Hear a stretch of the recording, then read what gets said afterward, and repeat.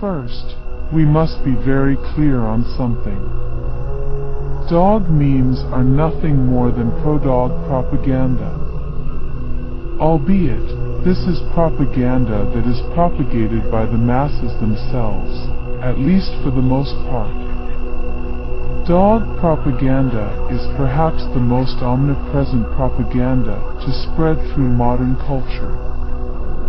Those of us who criticize these tacky, highly idealized, unrealistic, and dangerous memes simply desire less socially destructive outcomes than dog worship produces. The internet itself is scarcely more than a dog propaganda apparatus. In a Reddit thread with a similar title, one member writes the following. The dog industry is a huge sponsor of multimedia. That's why we see positive dog propaganda and dog story articles everywhere and all the time. Is put on the news is always counterbalanced with a fluffy dog story, a brave dog rescuing someone, or a dog doing an important job to serve humankind. In between all of these stories, there are the numerous dog ads and other ads with dogs in nearly all of them. Morning television is particularly bad with pro-dog propaganda. They are always having guests to promote their dog business. They bring in supposedly cute dogs into the studios and push dog ownership and dog culture. They ask for donations too. Behind this push are at least two groups. 1. Dog cultists, and 2. Capitalist profiteers. In the latter case, this strictly refers to owners and investors, such as those who profit from their involvement with companies and corporations that push dogs, or dog products. This itself is not an indictment of the current mode of production, which is, of course, capitalism, as that is a completely separate topic. However, it is a major factor, as dogs happen to be obscenely profitable. In the former case, however, it is dog worshippers of various sorts, who do not necessarily profit off the sale, ownership, distribution, and general inclusion of dogs and dog-related causes. A lot of this is by design, but a lot of it is also purely incidental. There is a chaotic and volatile nature to dog ownership and dog worship, in that it is an unbridled trend and tendency. Dog ownership is a largely unregulated practice, in part, a fruit of market production. It is subject to the customer activity cycle, and it cannot be decoupled from the money sequence. But it is not merely an economic consequence. In its extreme extant form, it is a social mania, or perhaps the product of one. As has been noted several times before, dog ownership is a consumer activity which causes numerous negative externalities. But the thing about the profit motive is that without an ethical basis, anything goes, just as long as it makes money. That is, of course, a bit of an oversimplification, but it will have to do. Malcolm X once said the following. If you're not careful, the newspapers will have you hating the people who are being oppressed, and loving the people who are doing the oppressing. The movie, A Dog's Journey, is a perfect example of dog propaganda. In fact, there is a pretty good post I found online called, Why I Hate Dog Propaganda, which specifically uses this example.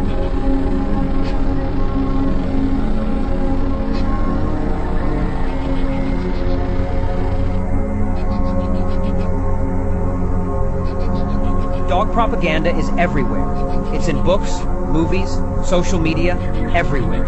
It's nearly impossible to go more than a week without seeing some kind of dog propaganda. It's overplayed, unoriginal, boring, and just annoying. Next of all pets, dogs are the most dependent upon their owners. In most pro-dog content, this is translated into loyalty.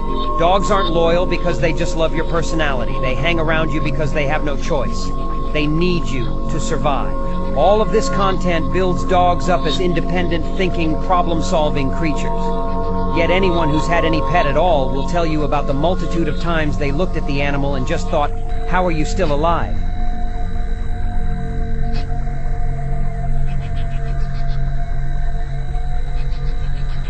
If you are a thinking person at all, then any of these memes will immediately strike you as something silly, and which reflects idealistic and childlike wishful thinking, as well as a flat-out refusal to be grounded in reality. For instance, this meme right here, which is easily countered. Have you ever heard somebody say the following? I don't trust people who don't like dogs. Well, I have. It's a dismissive and audacious sentiment. Personally, I don't trust people who don't trust people who don't like dogs. Disliking dogs does not automatically make someone untrustworthy. We don't say things like this about people who don't like rabbits. Beyond that, people have genuine reasons for their dislike of dogs. What's more, many terrible and violent people, such as several known serial killers and Hitler, have been dog lovers, and many dog owners are narcissistic misanthropes and terrible neighbors. So should we automatically distrust people who do like dogs? Given such a statement, it is obvious that dog owners wish to occupy the moral high ground. But even a cursory examination of dog culture will quickly reveal that people who tend to gravitate towards dog ownership are often among the worst humanity has to offer. First, there is dog ownership itself. Just by having a dog, especially in an urban environment, dog owners show a blatant lack of consideration for those around them. But they also demonstrate that they do not care for the dogs themselves when it really comes down to it. Dogs are working animals, and were originally bred to do things like going along on a hunt or run around on a farm all day. But dog owners today take these creatures and trap them in apartments, and even homeless people often have dogs in tow. The fact is, no one abuses dogs more than dog owners. Only dog owners use dogs as a means to various personal ends, ranging from medical services to things that should only ever be enjoyed between consenting adult humans. Dog owners endanger lives, including that of their own children and other family members, as well as neighbors and fellow citizens, and those with large aggressive dogs terrorize communities. Many of them seem to possess a deep self-loathing and a hatred for humanity as a whole. Why would you trust somebody like that? I don't trust people who don't trust people who don't like dogs.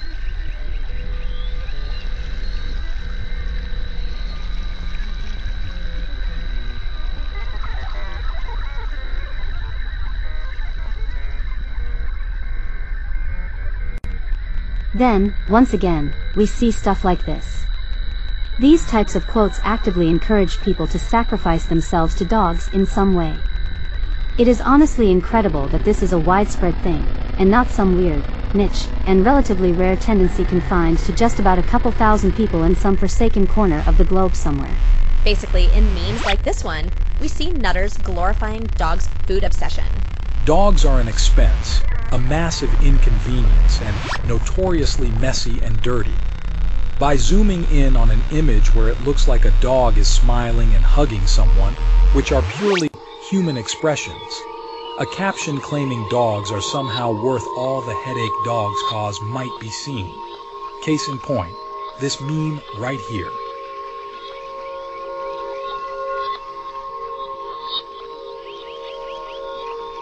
And yet again, we have crap like this.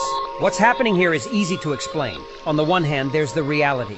On the other hand, there's the spin. The reality is that dogs are obnoxious, intrusive, and highly food-driven creatures that will pester and hound you for food, snatch something edible right out of your hand or off of your plate, or readily approach anyone just expecting to be fed as if humans owe them that on sight.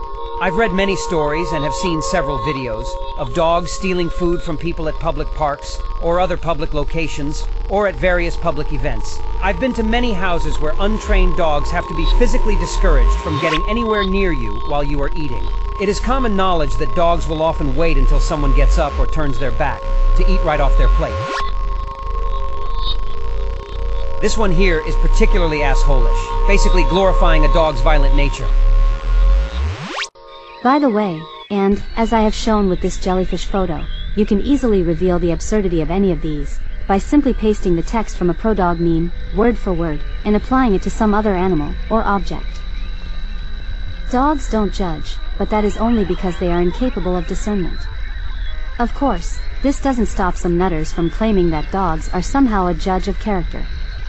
Conveniently, whomever they attack just so happens to be a bad person, even if it's an infant or a peaceful passerby. Dogs don't gossip because they can't speak. Rocks also don't gossip, but no one's calling them our best friends.